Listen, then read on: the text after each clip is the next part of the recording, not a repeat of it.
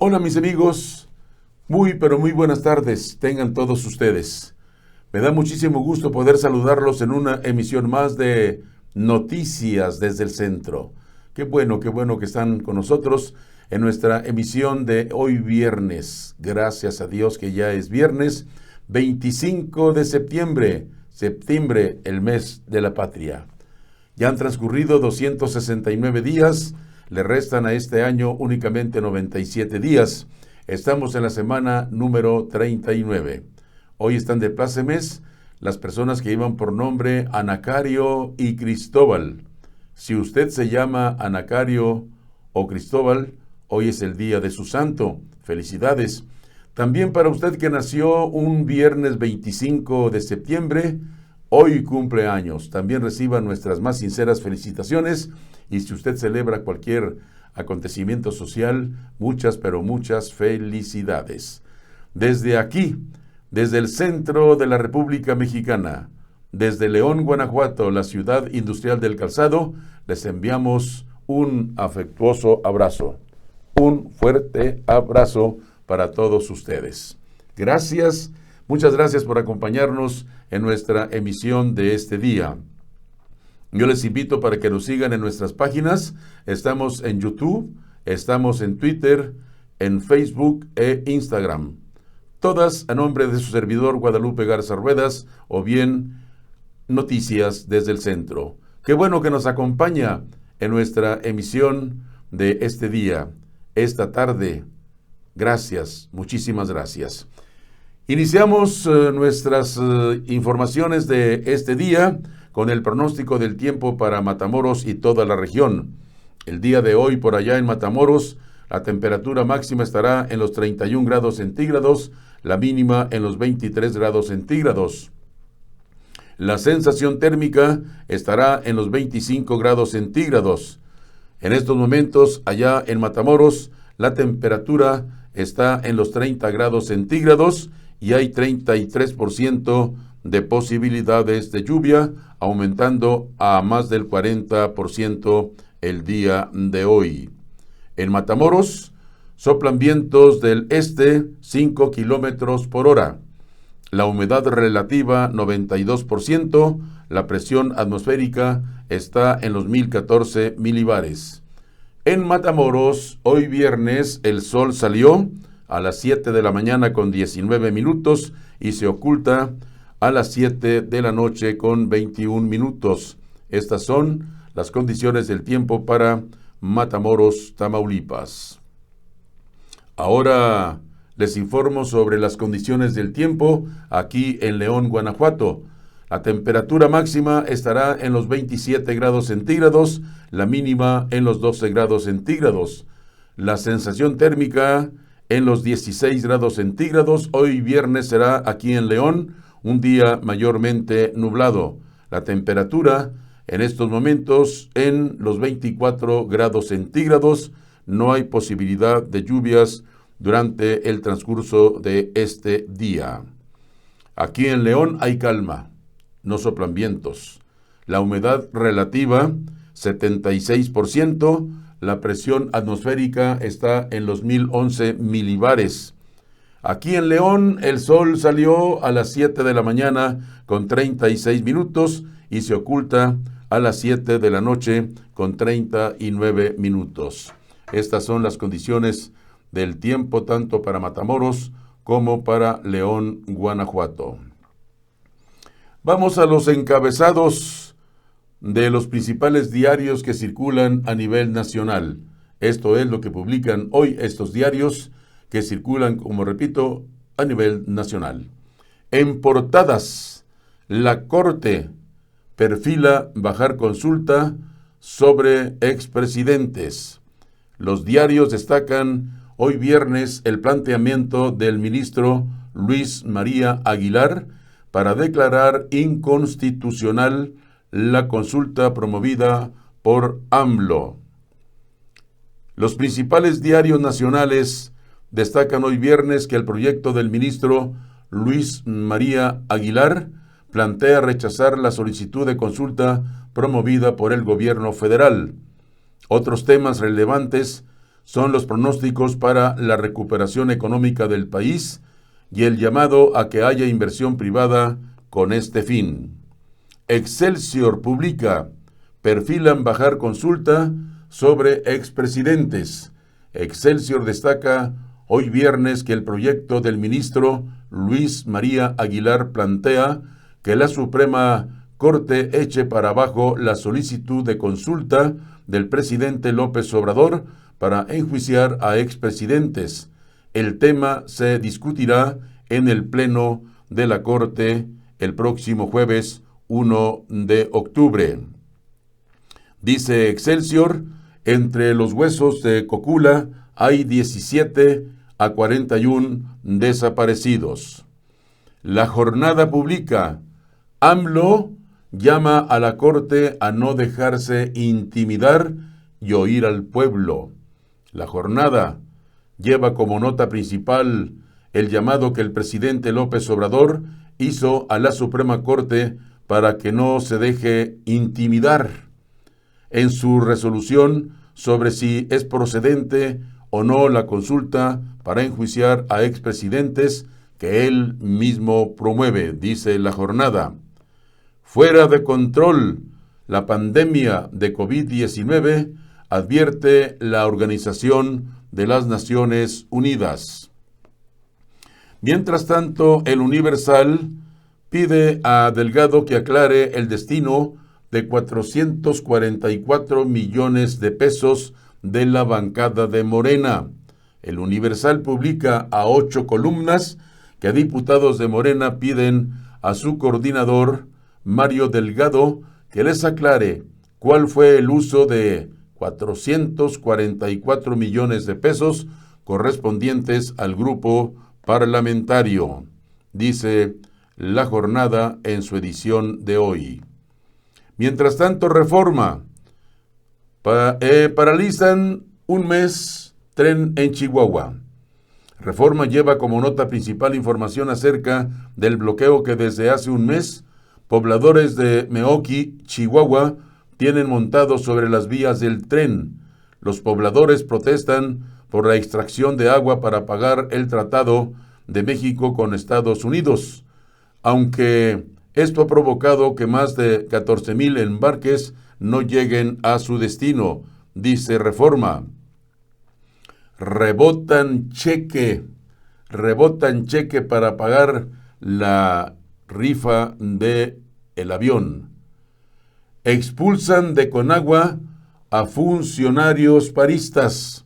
Exigen bono de 80,000 pesos consejeros del Infonavit.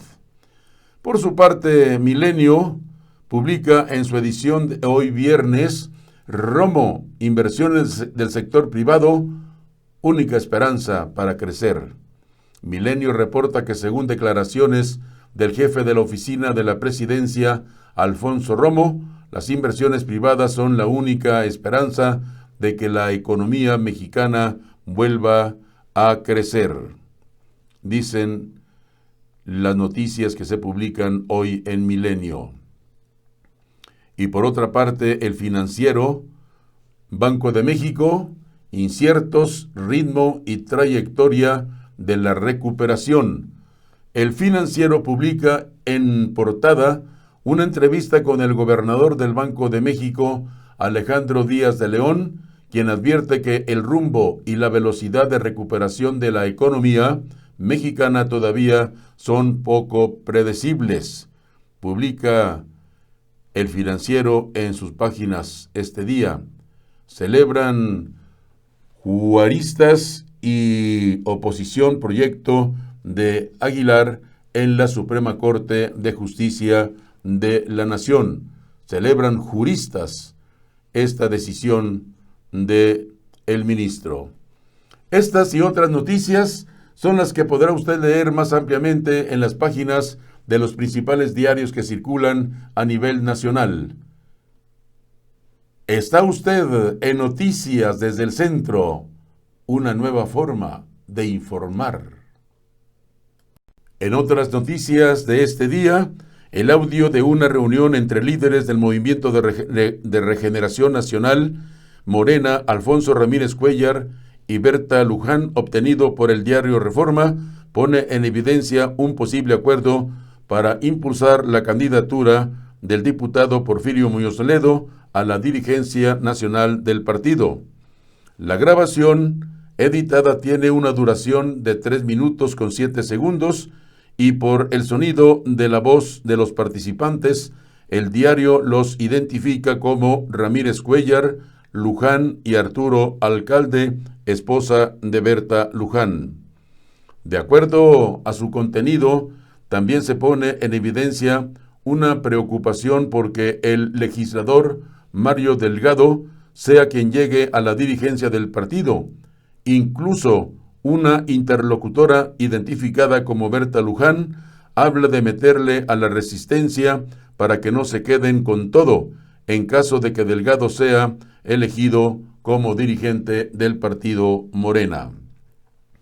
Hablando de otras cosas, autos, avionetas, un barco, entre los bienes en proceso de recuperación. La desaparición de bienes bajo el resguardo del hoy Instituto para devolver al pueblo lo robado, antes administración y enajenación de bienes, ha sido un problema de tiempo atrás. La desaparición de bienes bajo el resguardo del hoy Instituto para devolver al pueblo lo robado, INDEP, antes Servicios de Administración y Enajenación de Bienes, SAE, ha sido un problema de tiempo atrás. El SAE, cuyo nombre cambió al de INDEP, a inicios de este año tenía ya datos de que miles de artículos como piezas de ropa, televisiones e inclusive automóviles, avionetas y hasta un barco de los cuales se tenía registro no se encontraban físicamente bajo el resguardo de la institución, como informó el economista a inicios de este año. En la solicitud de información realizada por este diario con folio 06 81 20 00 58 319, se le pidió al todavía SAE que indicara si tenía conocimiento de artículos que fueron asegurados o decomisados y que habían sido robados o perdidos bajo su resguardo.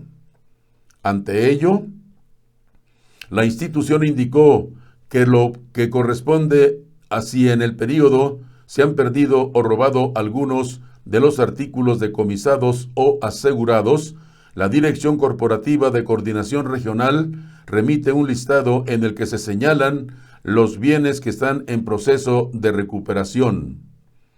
En el archivo de Excel enviado, cuya actualización fue hasta octubre del año anterior, se da cuenta de más de 58,000 artículos que estaban en proceso de recuperación y que habían sido transferidos por la Fiscalía General de la República, la mayoría y por el Poder Judicial de la Federación.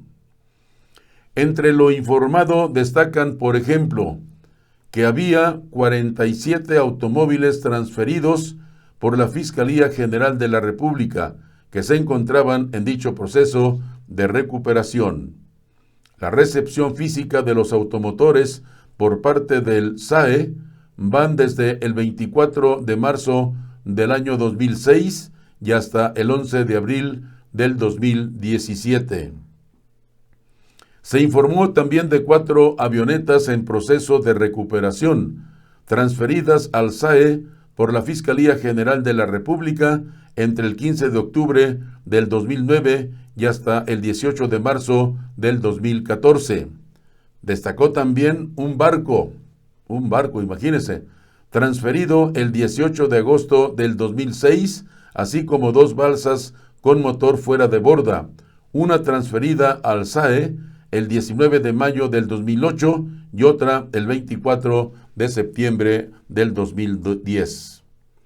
Aunque la institución precisó los datos sobre la fecha de transferencia de estos bienes, no refirió cuándo desaparecieron físicamente de su resguardo. Otros de los bienes que se encontraban en proceso de recuperación eran piezas de ropa, calzado, hasta juegos, tragamonedas e incluso piezas de licor como whisky, coñac, tequila, vinos de mesa, entre otros. En total, en el período informado desaparecieron 17 piezas de licor aseguradas y transferidas por la Fiscalía General de la República. Destacan también 500 juegos tragamonedas, los cuales fueron transferidos por la Fiscalía General de la República y cuya fecha de recuperación física fue entre el 30 de enero del 2006 hasta el 11 de noviembre del 2010. Y en cuestión de otros bienes, como ropa, se informó de 406 piezas decomisadas por la Fiscalía General de la República entre el 15 de diciembre del 2008 hasta el 30 de marzo del 2011, cuyo país de origen fue China. Además, 56 teléfonos celulares cuya fecha de recuperación física por el SAE fue entre el 8 de febrero del 2006 y el 4 de noviembre del 2008. De acuerdo con la Ley Federal para la Administración y Enajenación de Bienes del Sector Público, el INDEP, antes SAE, es el encargado de regular y administrar los bienes y activos asegurados o decomisados en los procedimientos penales federales. Es lo que publica El Economista en su edición de este día. Y también Muñoz Ledo anuncia que convocará a elegir un candidato de unidad para dirigir Morena. El diputado federal indicó que ya habló con Antonio Antolini y Alejandro Rojas Díaz Durán al respecto. Porfirio Muñoz Ledo, diputado federal, dijo en entrevista para EF y por Adela que propondrán la siguiente semana que se elija un candidato de unidad para dirigir Morena. Como me decían que yo era un golpeador y que yo dividía al partido, entonces ayer con Pancho Garfias el Coyote, un viejo amigo periodista, le dije voy a proponer un candidato de unidad para que no crean que estoy peleado, indicó para el programa del financiero Bloomberg. Yo les hablé a 3 precandidatos. Si quiere entrar Mario, que entre. Yo voy a convocar y si van bien, yo solamente soy imparcial, detalló en la charla con Adela Micha. Indicó que acaba de hablar con 2 compañeros de Morena, Antonio Antolini y Alejandro Rojas Díaz Durán. Acabo de hablar con 2 compañeros míos, con Antolini y Rojas Díaz Durán, y se me olvidan que estuve hablando con las gentes que son buenos tipos, con la propia Berta Luján detalló. Muñoz Ledo expuso que no invitará a esa convocatoria a aquellos perfiles que estén acusados o procesados. Quienes estén acusados o procesados de algo, no los voy a invitar, dijo Muñoz Ledo. Es uno de los aspirantes a la presidencia de Morena. Este proceso será desarrollado por 3 empresas elegidas por el Instituto Nacional Electoral que realizan una encuesta abierta a nivel nacional, informó el diputado Muñoz Ledo.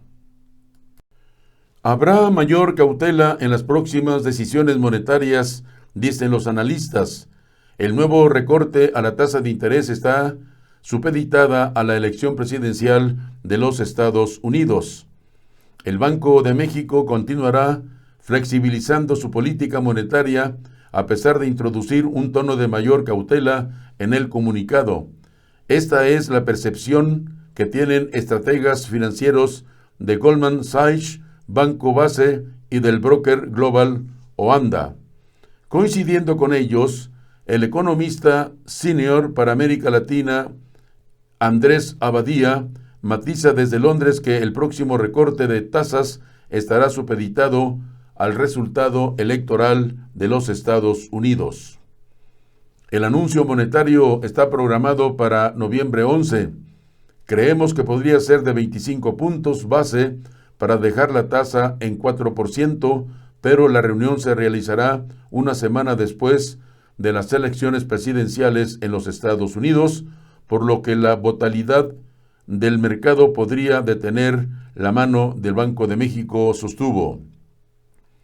El hecho de no tener solo voto en contra de la decisión del recorte de 25 puntos base en la tasa, así como el término de incertidumbre para caracterizar el panorama de riesgos para la inflación, son indicadores de que no viene aún la pausa en el ciclo de relajación monetaria, explicó, aparte desde Nueva York, Alberto Ramos, economista para América Latina. El comunicado de política monetaria no proporciona un sesgo discrecional claro para la próxima reunión, pero en nuestra evaluación no cerró la puerta a recortes adicionales e incluso elevó el listón para más recortes a corto plazo a un nivel que sería muy difícil de superar, enfatizó. Por su parte, la directora de Análisis Económico y Financiero en Banco Base, Graciela Siller, estimó que viene un recorte adicional de 25 puntos en algunas de las siguientes dos reuniones, lo que dejará la tasa en 4% al cierre del año.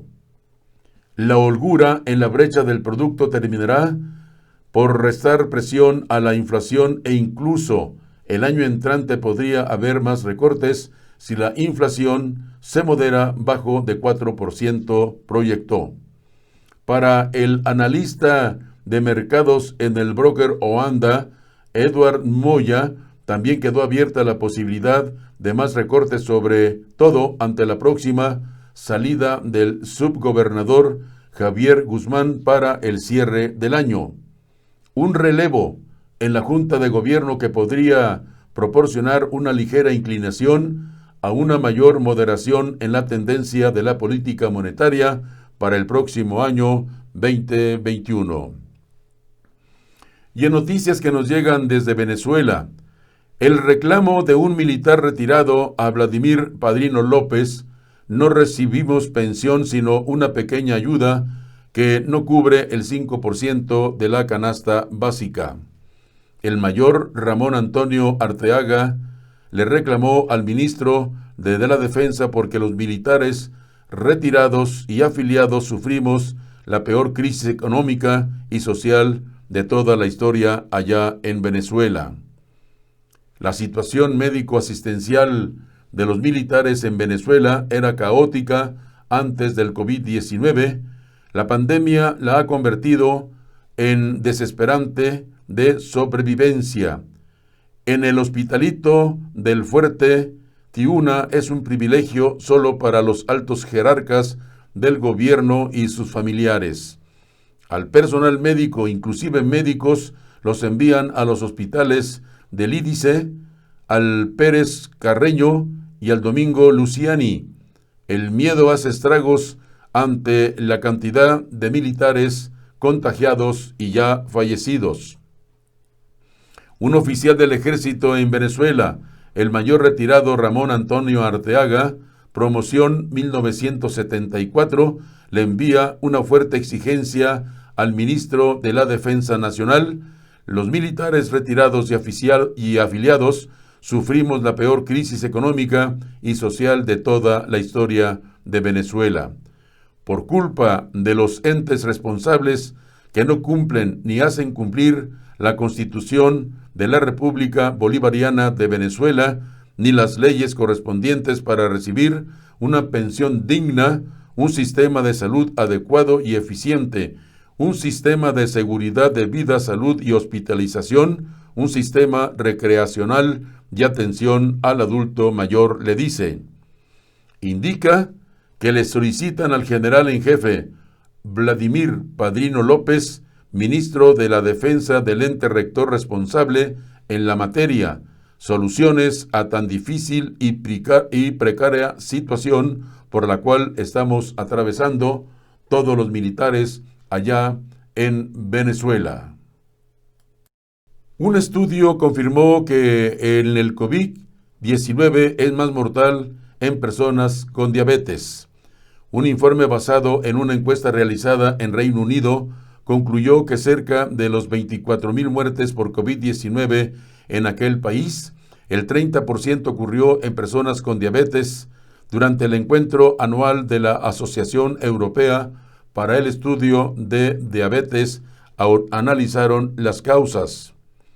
Una nueva investigación de la profesora Juliana Chan de la Universidad China de Hong Kong y Hospital Príncipe de Gales en Shatin, China, reveló que los pacientes diabéticos, que constituyen el 30% de los contagiados de COVID-19, tienen entre 2 y 3 veces más riesgo de morir que el resto.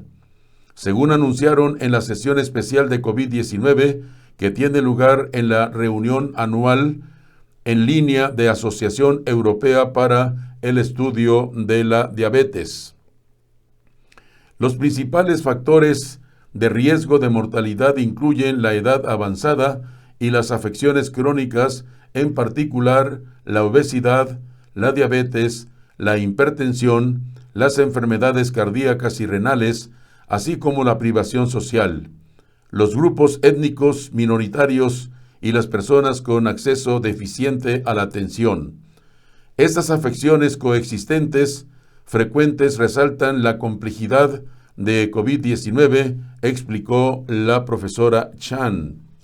En un informe reciente de The Lancet Diabetes y Endocrinología, en una encuesta basada en la población del Reino Unido de más de 60 millones de personas registradas en el sistema de atención primaria, el 0.4% tenía diabetes tipo 1 y el 4.6% tenía diabetes tipo 2. Sin embargo, entre las 24,000 muertes debidas a COVID-19, el 30% ocurrió en personas con diabetes. Después de ajustar por múltiples factores de riesgo, incluidas la privación social, el origen étnico y otras afecciones crónicas, concluyeron que las personas con diabetes 1 tenían un riesgo de muerte de casi 3 veces, 2.86 veces, y las que tenían diabetes de tipo 2, casi 2 veces, 1.8 más riesgo de muerte por COVID-19 frente a personas sin diabetes. Está claro que las personas con diabetes presentan mayor riesgo a infecciones, y estas se presentan tanto en diabéticos tipo 1 como tipo 2. Este hecho se ha tratado de explicar por factores asociados con el paciente, como por ejemplo, alteración de la respuesta inmune, sistema de defensa, insuficiencia en los vasos sanguíneos que traen aparejado disminución del flujo de sangre a los tejidos, y así proliferan bacterias y virus, entre otros, que aprovechan esta situación de baja oxigenación para reproducirse, y alteración en el sistema nervioso, tanto de nervios sensitivos, disminuye la sensibilidad como motores imprescindibles para moverse.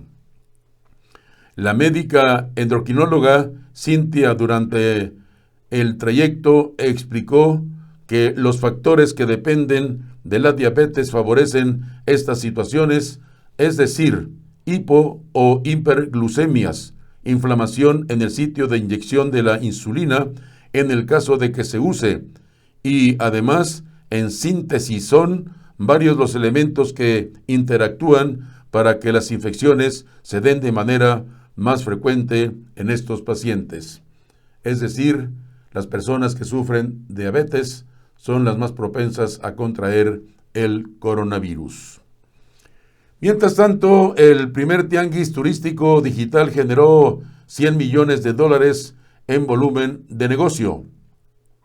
Miguel Torruco, mejor dicho, afirmó que de manera preliminar la primera edición del tianguis turístico digital generó ventas por $100 millones en los 27,539 citas de negocio que se realizaron durante 2 días, y que el encuentro se realizará anualmente para trascender a través de los años, como los programas Pueblos Mágicos y Ángeles Verdes.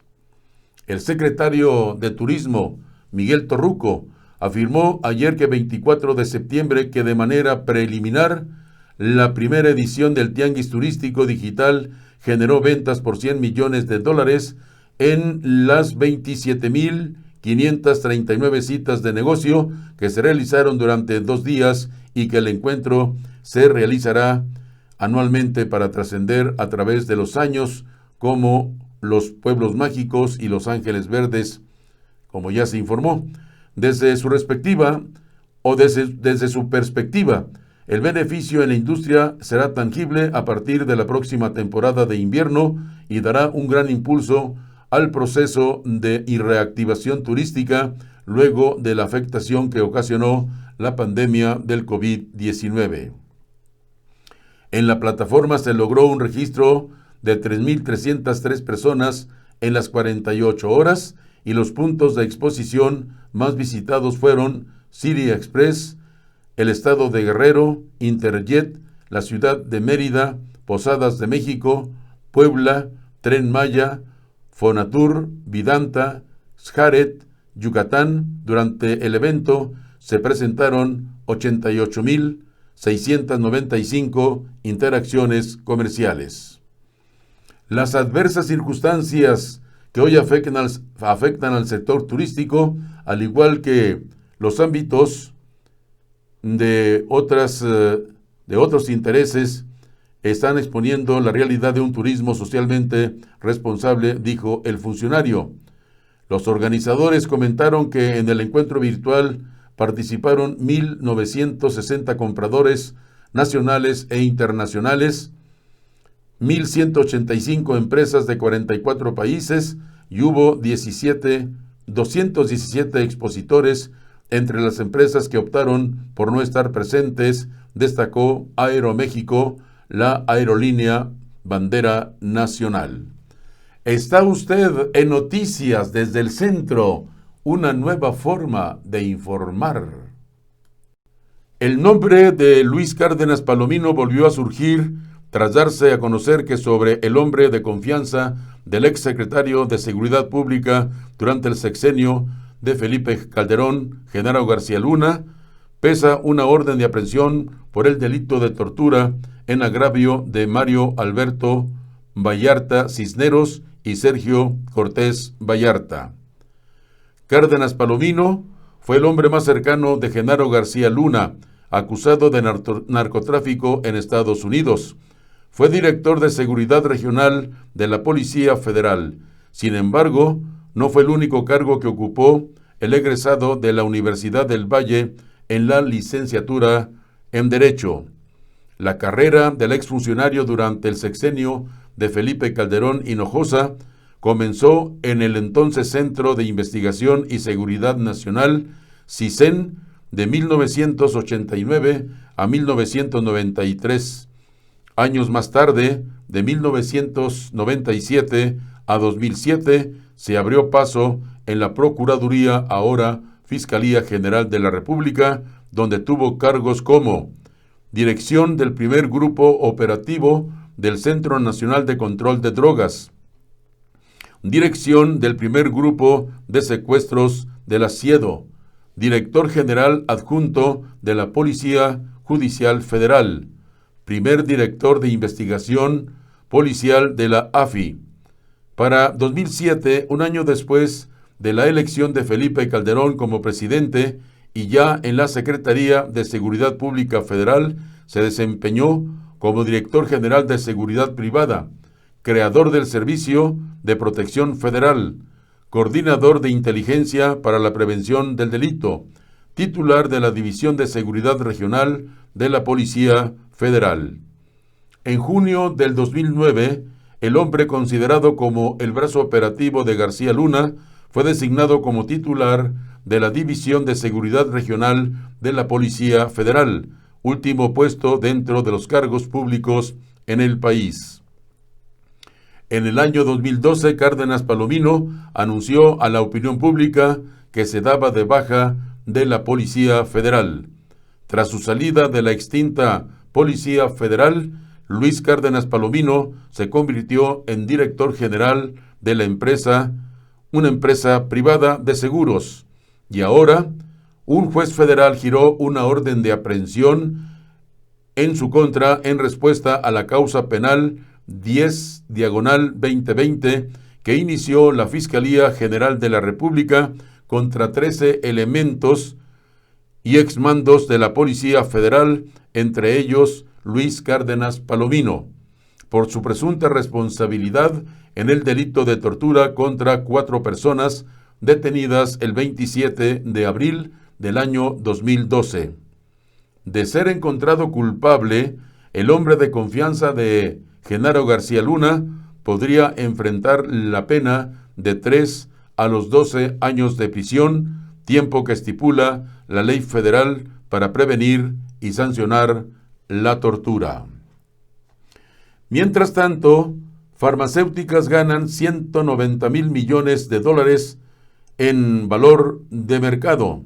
Actualmente hay más de 135 proyectos de vacunas en fase de prueba en el mundo entero.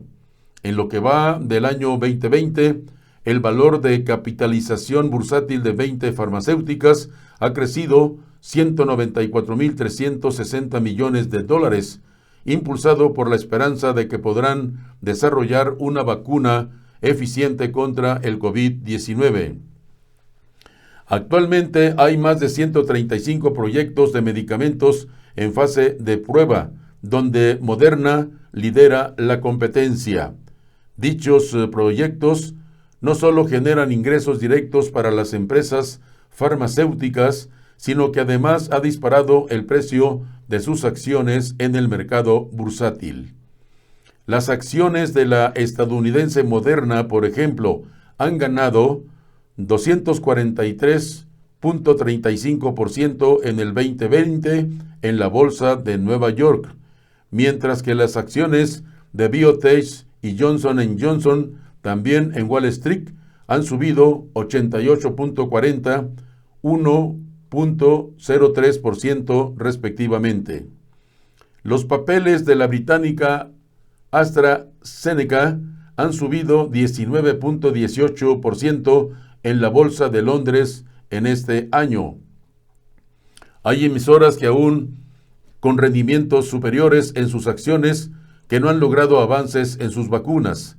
Entre otras farmacéuticas, la china CanSino Biologics, que cotiza en Hong Kong, tiene un alza de 208.74% y la suiza Roche Holding sube 0.958% en lo que va de este año.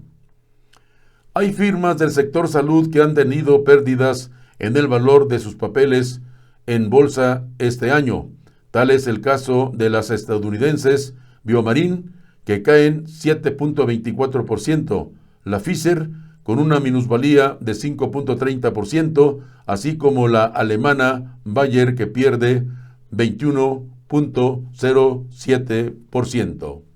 Está usted en Noticias desde el Centro, una nueva forma de informar. Le invito para que nos siga a través de nuestras páginas. Estamos en YouTube, Twitter, Facebook e Instagram. Gracias por acompañarnos hoy viernes 25 de septiembre. Madrid amplía restricciones de movilidad para frenar una segunda ola de COVID-19. Las autoridades de Madrid anunciaron hoy viernes la ampliación de las restricciones a la movilidad en nuevas áreas de la región para abarcar más de 1 millón de personas, una decisión insuficiente a ojos del gobierno central, que había pedido aplicarlas a toda la capital. Las autoridades de Madrid anunciaron hoy viernes la ampliación de las restricciones a la movilidad a nuevas áreas de la región para abarcar más de 1 millón de personas, una decisión insuficiente a ojos del gobierno central, que había pedido aplicarlas a toda la capital. A partir del pasado lunes, unas 167,000 personas adicionales que viven en la región podrán salir de sus vecindarios solamente para trabajar, ir al médico o llevar a los niños al colegio. anunció en rueda de prensa el viceconsejero madrileño de Salud, Antonio Zapatero. Así, de los 6.6 millones de habitantes de la región de Madrid, algo más de 1 millón se verán afectados por estas medidas. Más de 850,000 personas de diversas zonas, entre ellos varios vecindarios humildes del sur de la ciudad, ya debían respetar estas restricciones desde el pasado lunes. A diferencia de lo ocurrido el rígido confinamiento entre marzo y junio pasados, cuando todos los españoles solo podían salir de casa por razones de primera necesidad, estas personas pueden desplazarse por sus vecindarios, aunque los parques públicos permanecen cerrados y los restaurantes y bares tienen horarios restringidos. De todas maneras, Zapatero recomendó a todos los madrileños, sin excepción, que eviten los movimientos innecesarios para frenar esta segunda ola de COVID-19. Sorpresivamente, minutos antes de que hablara Antonio Zapatero, el ministro español de Sanidad, Salvador Illa, convocó en rueda de prensa paralela para expresar su desacuerdo con el alcance de las medidas allá en Madrid. Como ocurre en todas las regiones en España, es competente en materia de salud. En una reunión previa con las autoridades madrileñas, el gobierno central propuso extender las medidas a toda la ciudad de Madrid, de más de 3 millones de habitantes, y a otros municipios con alta incidencia del virus, explicó Illa.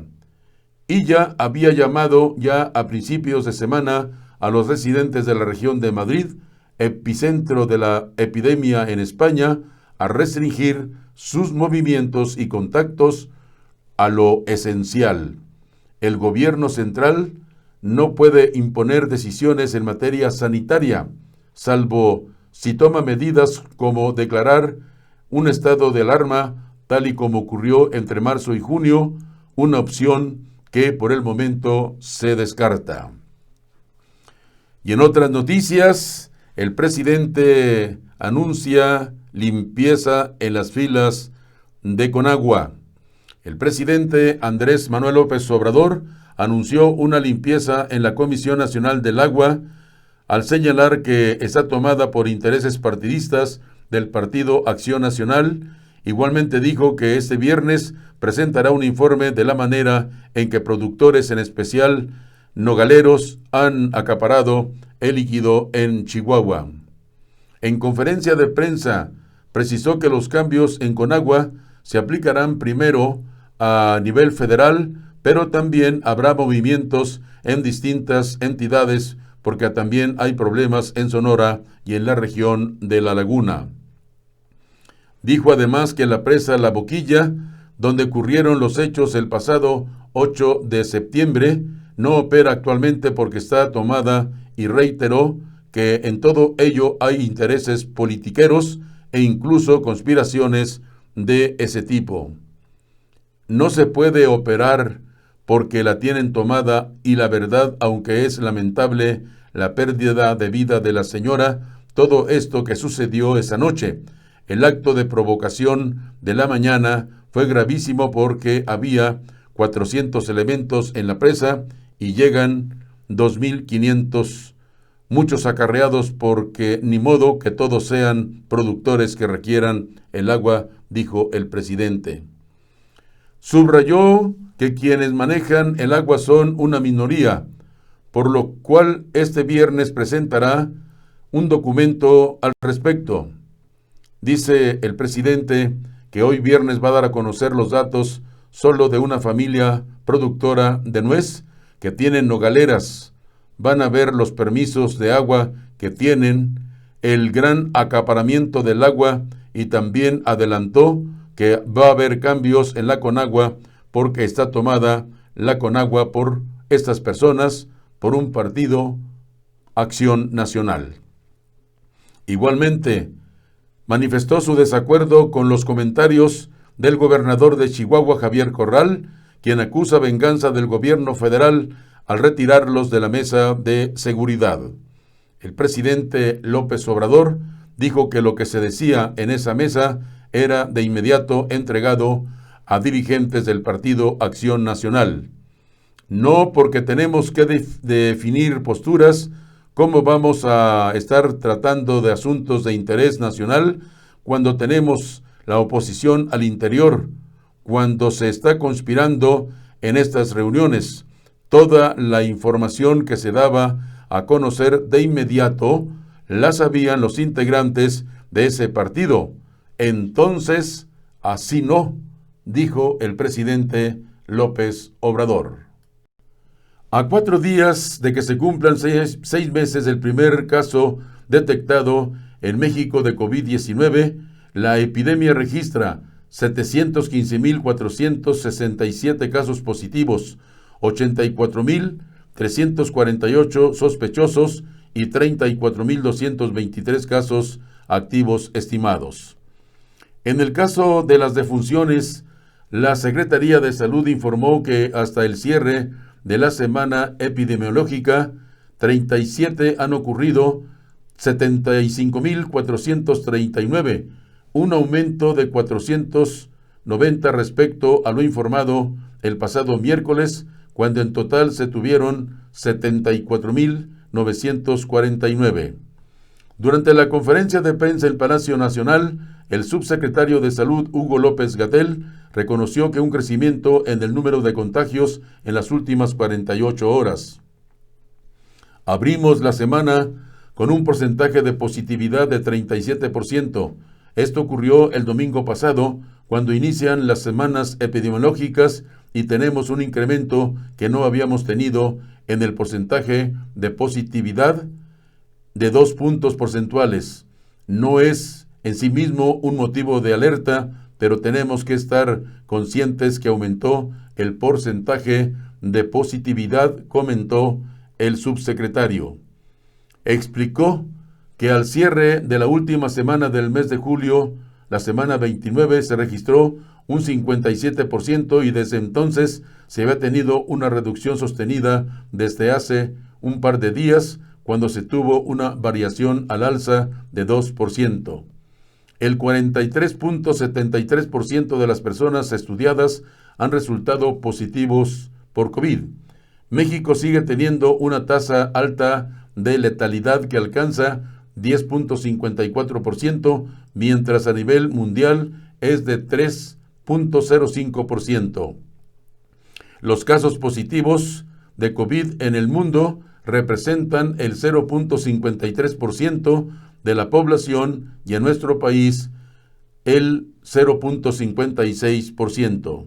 Los números: 715,457 total de casos confirmados, 84,348 total de casos sospechosos, 75,439 muertes por coronavirus y 34,223 casos activos estimados. Hablando de otras cosas, aquí en Noticias desde el Centro, el gobierno federal responde a la Alianza Federalista. No les debemos nada, dijo el presidente de México. Aunque los 10 gobernadores piden más recursos para el 2021, el presidente asegura que su gobierno les ha transferido los recursos que les corresponde de acuerdo con la Ley de Coordinación Fiscal. El gobierno federal no le debe nada a ninguno de los gobernadores, respondió el presidente López Obrador a los 10 mandatarios estatales que integran la Alianza Federalista, quienes amagaron con recurrir a tribunales si no se les da más recursos para el próximo año. El miércoles, los gobernadores solicitaron un diálogo con el secretario de Hacienda y Crédito Público, Arturo Herrera, para plantearle la necesidad de que para el próximo año se les incrementen los recursos. En una conferencia de prensa, advirtieron que se prevé una disminución al gasto federalizado de 5,5%, que representaría 108,521 millones de pesos menos en transferencias a los estados y municipios. Aunque la demanda es para que se reconsidere el presupuesto para el próximo año, el presidente López Obrador defendió que su administración no les debe nada a los integrantes de esta alianza. No hemos dejado de entregar las participaciones federales con los gobiernos. Estamos al día. No les debemos nada. Nada absolutamente, aclaró el presidente. El mandatario federal compartió que la instrucción al secretario de Hacienda ha sido que sin distinción se entreguen en tiempo y forma los montos que les corresponden a los estados de acuerdo con la Ley de Coordinación Fiscal. Dijo que si estos recursos no les alcanzan a los estados, corresponde a otro asunto. Los gobernadores expusieron que si aceptan los recursos que propone el proyecto del presupuesto de egresos de la Federación, sus estados no tendrían dinero suficiente para la infraestructura, educación y seguridad pública, pues la pandemia del coronavirus les ha contraído gastos no esperados. Estas son noticias desde el centro, una nueva forma de informar. Más de 20 senadores suenan para candidaturas a gobernador. Una veintena de senadoras y senadores son tiradores en la cacería de candidaturas a la gubernatura de 15 estados que se disputarán en las elecciones del próximo junio del año entrante. Un coordinador de bancada y 10 presidentes de comisiones avanzan en sus aspiraciones de gobernar los estados que hoy representan en el Senado. El 6 de junio del 2021 se revocarán las gubernaturas de Baja California Sur, Campeche, Chihuahua, Colima, Guerrero, Michoacán, Nayarit, Nuevo León, Querétaro, San Luis Potosí, Sinaloa, Sonora, Tlaxcala y Zacatecas. Por Morena, que tiene la mayoría en el Senado, hay 6 legisladores que buscarían candidatura a gobernador. A la candidatura de Morena para Chihuahua aspiran el presidente de la Comisión de Radio, Televisión y Cinematografía, Cruz Pérez Cuellar, el presidente de la Comisión de Defensa Nacional, Félix Salgado Macedonio. Para Michoacán, el presidente de la Comisión de Gobernación, Cristóbal Arias Solís. Para Nayarit, el presidente de la Comisión de Salud, Miguel Ángel Navarro Quintero. Para San Luis Potosí, el secretario de la mesa directiva, Primo Doté Mata. Para Sinaloa, el presidente de la Comisión de Educación, Rubén Rocha Moya. Senadores de Morena también se harían a un lado para dar paso a las candidaturas en Campeche de la alcaldesa en Álvaro Obregón, Laida Sansores. En Zacatecas, David Monreal Ávila. Otros 6 personajes de la Cuarta Transformación, pero que están fuera de la Cámara Alta, también pretenderán una gubernatura. Se trata de los senadores con licencia Víctor Manuel Castro Solís, superdelegado en Baja California Sur, y Alfonso Durazo Montaño, secretario de Seguridad para Sonora. Otras fuerzas políticas también podrían ser ser senadores. En el PAN hay 8 aspirantes, en el PRI 4, por el PRD, PT y Movimiento Ciudadano hay 1 de cada grupo. De la bancada de Acción Nacional en el Senado podrían ir a los procesos internos de su partido 8 tiradores, el más destacado de ellos, su coordinador Mauricio Curi González de Querétaro. La presidenta de la Comisión de Relaciones Exteriores de América del Norte, Gina Cruz, por Baja California. La secretaria de la mesa directiva, Guadalupe Saldaña Cisneros, Baja California Sur. El presidente de la Comisión de Economía, Gustavo Madero Muñoz, para Chihuahua. Gloria Núñez Sánchez, para Nayarit. El presidente de la Comisión de Desarrollo Urbano, Víctor Fuentes Solís, para Nuevo León. El secretario de Comunicaciones y Transportes, Marco Antonio Gama Basarte, para San Luis Potosí. La secretaria de la Comisión de Hacienda, Minerva Hernández Ramos, para Tlaxcala. Los priistas ven perfilarse a su vicecoordinador y secretario de la mesa directiva, Manuel Añorbe Baños, para Guerrero, el presidente de la Comisión de Reforma Agraria, Mario Zamora Gastelum, para Sinaloa, y la secretaria de la Comisión de Justicia, Claudia Anaya Mota, para Zacatecas. En el PRD, el presidente de la Comisión de Turismo, Antonio García Conejo, estaría listo para un tiro de precisión por la candidatura para Michoacán. De Movimiento Ciudadano, el presidente de la Comisión de Federalismo, Samuel García Sepúlveda, para Nuevo León, y del PT, el secretario de la Comisión de Federalismo, Joel Padilla Peña, para el estado de Colima. Estos son los muy posibles candidatos que van a salir de la Cámara de Senadores para dirigir o pretender dirigir los gobiernos en los estados. Algunos estados, son 15, algunos estados de nuestro país. Y hablando de otras cosas, 3 alcaldías concentran la mitad de focos rojos por inundaciones en la Ciudad de México.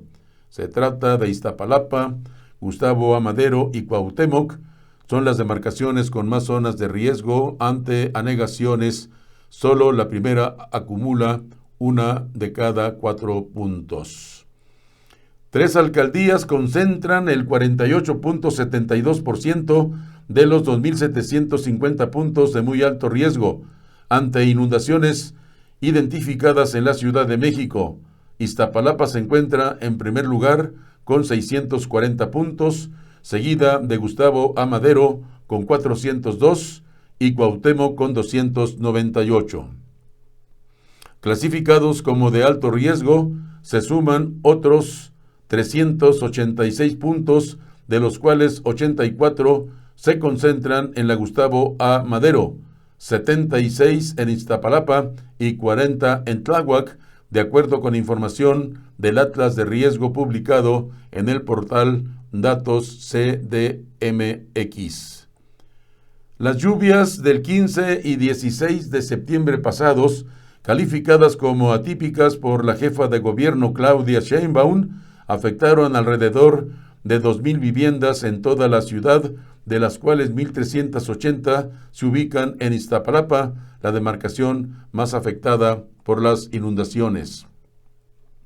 Una de esas familias fue la de Nelly Cruz, quien vive en la calle Villa Florida, en la colonia Desarrollo Urbano, junto a sus 2 hijos, esposo y suegro, quien está discapacitado y solo puede moverse en silla de ruedas. La tarde-noche del pasado 15 de septiembre, pese a las festividades, se encontraba en un cibercafé, pues sus hijos estaban estudiando. Estábamos unas calles arriba porque los niños tenían ciberescuela. Nos dimos cuenta que comenzó a llover y bajamos. Fue muy rápido. A los 5 minutos vimos que se estaba metiendo el agua por las coladeras que tenemos y no hubo cómo parar la cuenta. De pronto el agua rebasó el metro de altura. Su refrigerador comenzó a flotar y al voltearse se abrió la puerta, tirando toda la comida que tenía almacenada. Una estufa, una lavadora, sillones, un comedor y 3 libreros también se dañaron por el agua, comentó la señora Nelly. Total, muchos destrozos por las inundaciones en la Ciudad de México capital. Durazo no le deja la silla a un militar todavía. Ante la eventual salida de Alfonso Durazo Montaño de la Secretaría de Seguridad para irse a la contienda de Morena por Sonora, al interior del gobierno federal empiezan a sonar nombres de posibles sustitutos. Hasta el momento, todos civiles. Nos cuentan que a quien ven con un potencial sustituto es al subsecretario de Seguridad Pública, Ricardo Mejía Verdeja, el principal operador de los asuntos en la dependencia y que desde hace una semana ha encabezado reuniones con diversos sectores y autoridades. Sin embargo, nos hacen ver también que suenan los nombres de Manuel Espino Barrientos, actual comisionado del Servicio de Protección Federal, y del secretario de Seguridad Ciudadana en la Ciudad de México, Omar García Harchuf. Aunque parece no funcionar en México, algo es la comunicación entre los encargados del Poder Ejecutivo, los miembros del Gabinete Presidencial y los legisladores del Congreso de la Unión, a juzgar por las comparecencias en las que se jura decir la verdad, pero cada secretario escoge qué responde y cuándo se queda callado. Esa realidad de interlocutor renuente es un papel común en el senador sin bancada, Emilio Álvarez y Casa Longoria, quien desde el año anterior a cada compareciente le entrega un paquete de preguntas que se quedan sin respuesta, salvo en un caso, dice el del canciller Marcelo Ebrard. A los demás nos comentan el colmo de la estrategia del avestruz en comparecencias, la asumida por el titular de la Comisión Nacional de los Derechos Humanos, Rosario Piedra, quien sorprendió por darse el lujo de no responder a ninguno de los cuestionamientos cuando la comparecencia que tuvo en la Cámara de Senadores.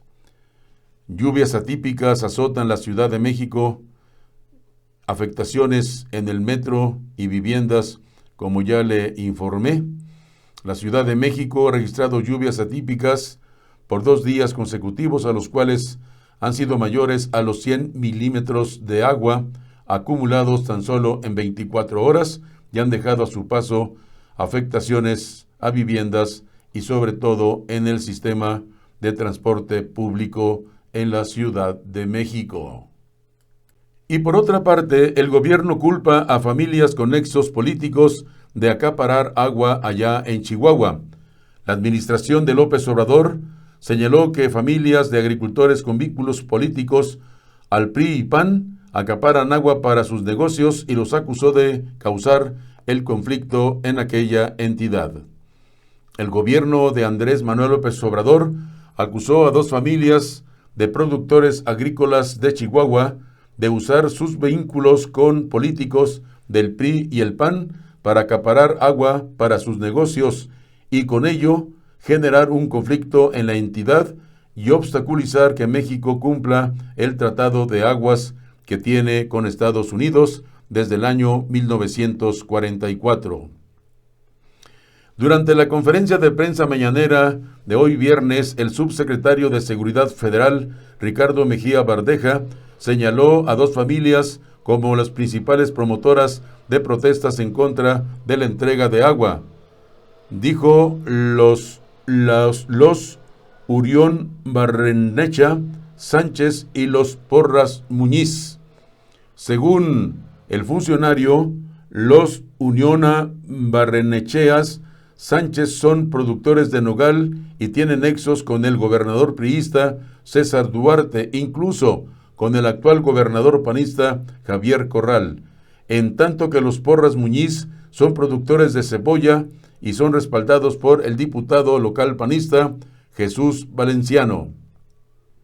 Mejía Verdeja aseguró que estas familias han promovido protestas contra la entrega de agua a los Estados Unidos, no por un fin legítimo, sino porque no quieren que disminuya la cantidad de líquido que acaparan para sus negocios.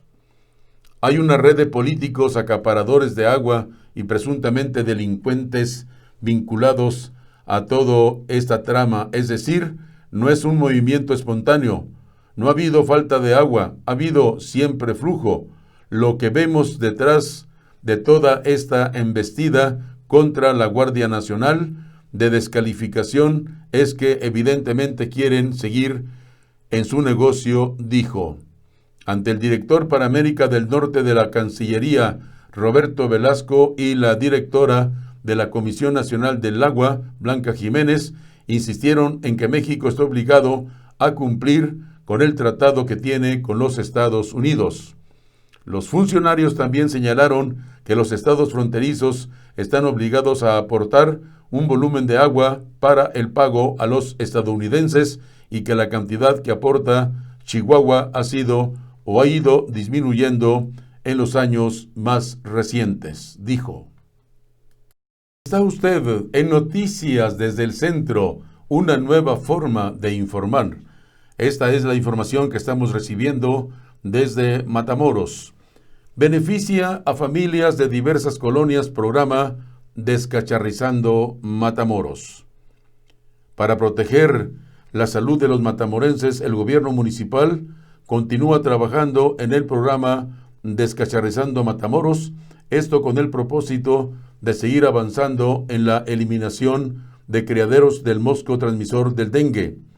José Alberto Granados Favila, secretario de Desarrollo y Bienestar Social, informó que este trabajo se ha venido realizando permanentemente en diversas colonias de la ciudad de Matamoros, donde se ejecuta toda una campaña de limpieza. La última colonia en donde trabajamos fue la colonia Expofiesta Oriente, de la cual sacamos varias toneladas de artículos en desuso, como salas, refrigeradores, llantas, pedazos de madera, entre otros, explicó. Es importante mencionar, agregó, que este trabajo lo realizaron en coordinación con la Secretaría de Servicios Públicos Municipales a través de las direcciones de limpieza y espacios públicos. Granados Favila dijo que paralelo a las acciones de descacharrización se visitan los domicilios de cada colonia para informar a los ciudadanos sobre los riesgos que representa tener en los patios de las casas cacharros que puedan almacenar agua de lluvia, pues es ahí donde se forman los criaderos de los moscos transmisores de estas enfermedades. Mientras tanto, las pérdidas económicas que están teniendo el comercio organizado del sur del Valle de Texas obligaron a que las autoridades enviaran una carta a la ciudad de Washington con la finalidad de que las autoridades de Estados Unidos sean flexibles en los puentes internacionales y que permita la apertura gradual de los mismos.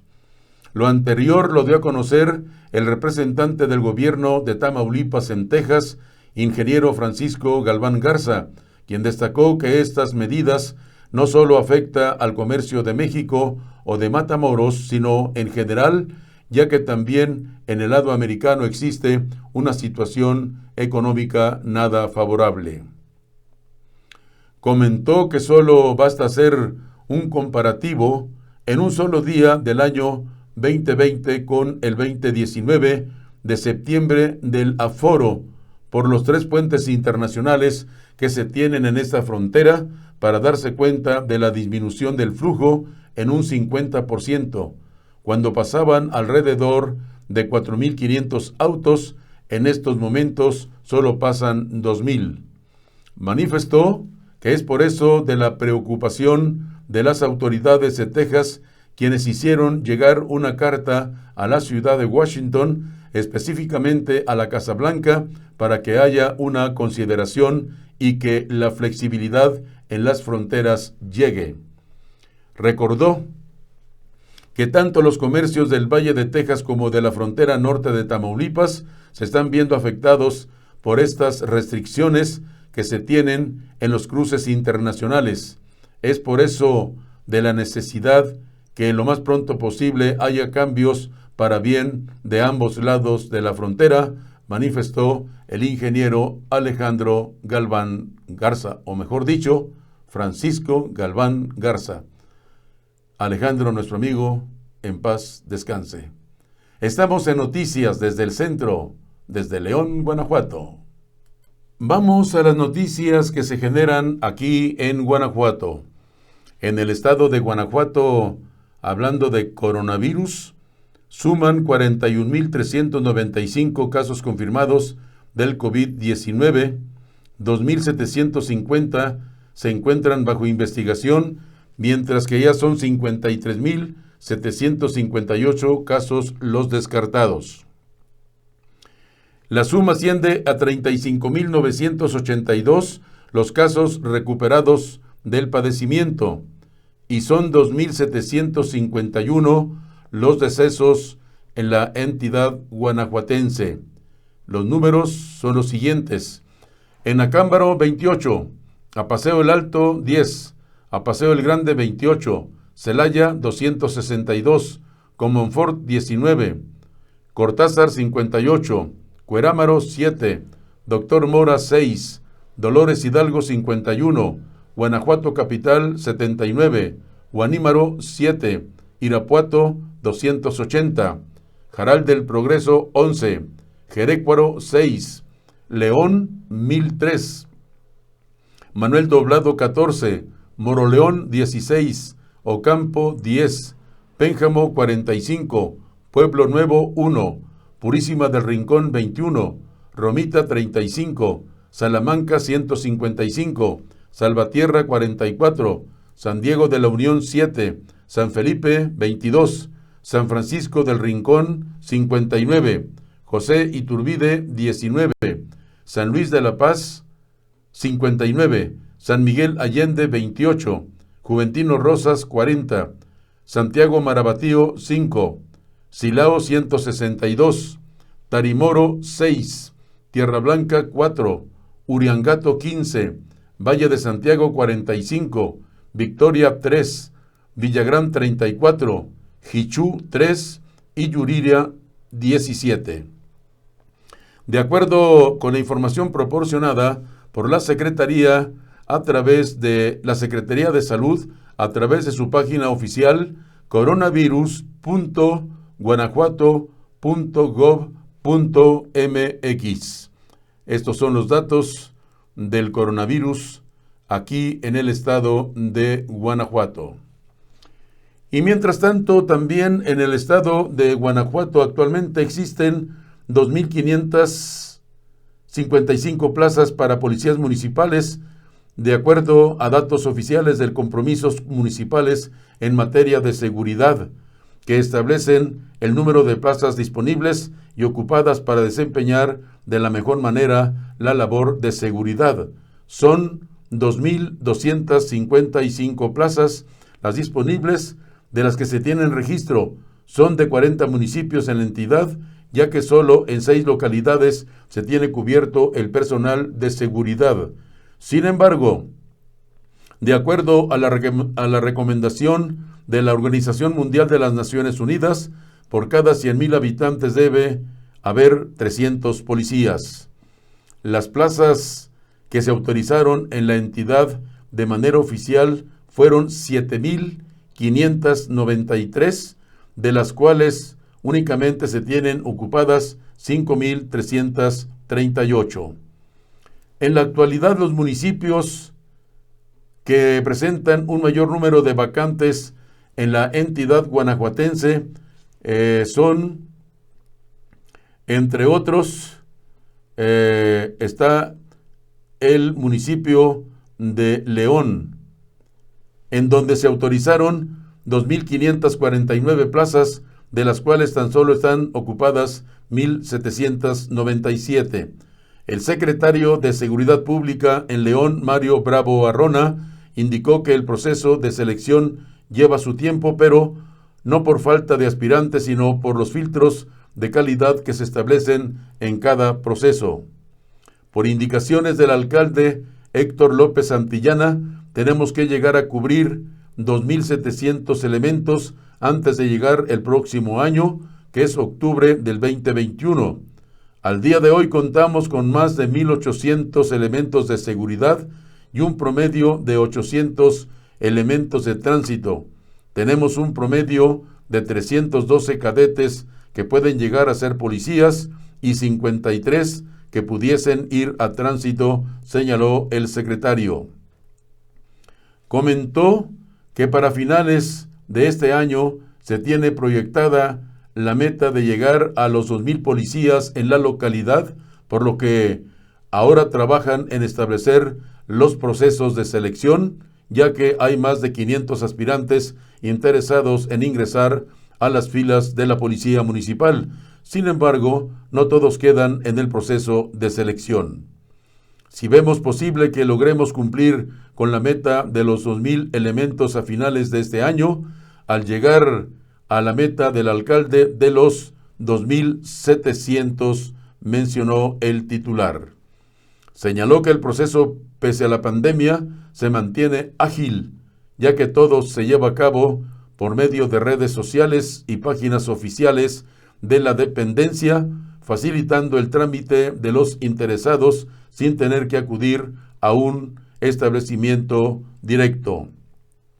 Hasta el momento, la Secretaría de Seguridad Pública de León mantiene una constante estrategia de reclutamiento y campañas activas todo el año para la reclutación de los elementos, dijo el director de policía aquí en León, Guanajuato. Estamos llegando a la parte final de Noticias desde el Centro. Qué bueno que nos acompañó en nuestra emisión de hoy, viernes 25 de septiembre. Muchísimas gracias por su amable compañía. Yo les invito para que nos sigan en nuestras páginas. Estamos en YouTube, estamos en Twitter, en Facebook e Instagram. Las páginas a nombre de su servidor y amigo Guadalupe Garza Ruedas o Noticias desde el Centro. Gracias por su amable compañía. No nos retiramos de este espacio informativo sin antes las recomendaciones de todos los días. No salgan a la calle sin su cubrebocas respectivo. Así deben de usar el cubrebocas. Deberán respetar también la sana distancia, no acudir donde hayan muchas personas, porque son lugares propicios para contraer el coronavirus. Lavarse las manos continuamente durante el día con agua y con bastante jabón. Y si es posible, usar el gel. Esto nos protege para no contraer el coronavirus, porque si nos protegemos nosotros, también protegemos a nuestras familias. Hagamos caso a las recomendaciones que nos hacen las autoridades sanitarias. Gracias, muchas gracias por haber estado con nosotros en Noticias desde el Centro, hoy viernes 25 de septiembre. Gracias a Dios que ya es viernes. Nos vemos y escuchamos el próximo lunes a partir de las 14 horas, 2 de la tarde, tiempo del Centro. Muchas gracias, que pasen y tengan un feliz fin de semana. Les saluda su amigo y servidor, Guadalupe Garza Ruedas. Hasta pronto.